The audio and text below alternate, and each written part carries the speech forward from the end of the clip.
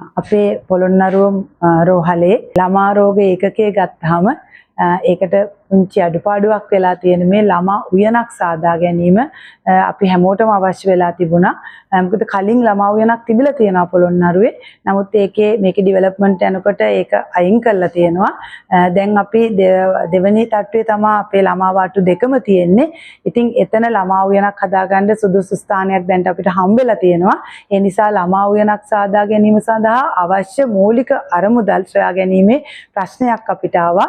ඒ වෙනුවෙන් අපි හිතුවා පොළොන්නරුවට රෝමියෝ ජුලියට් ලෝකෙටම ආදරේ බෙදෙන ආදරණීය වේදිකා නාට්‍ය පොළොන්නරුවට ගෙනල්ලා අපේ පොළොන්නරුව ජනතාවට ඒකේ රසවින්දනය ලබන්න දීලා ඒකෙන් එන ආදායමෙන් අපේ පුංචි දුවදරුවන්ට අවශ්‍ය ළමා උයන හදාගැනීමට අවශ්‍ය මුදල් ලබා ගැනීමට ඉතින් ඒකට රෝමියෝ ජුලියට් වේදිකා නාට්‍ය පොළොන්නරුවට ගෙන එන්නේ 29 වෙනිදා මැයි 29 3:30ට එක ෂෝ එකක් තියෙනවා. අවස 7ට අනිත් එක තියෙනවා. ඉතින් මේ දෙකම බලන්න පොළොන්නරුව ජනතාව එන්න ඇවිල්ලා ඒ වේදිකා නාට්‍ය රස විඳින්න ඒත් එක්කම ඔබ ගන්නා ඒ ටිකට් පතින් එන ආදායමෙන් අපේ ආදරණීය දරුවන්ට ළමා උයන සාදා ගැනීම සිදු කරන්න අවශ්‍ය මුදල් ලබා ගන්න පුළුවන්.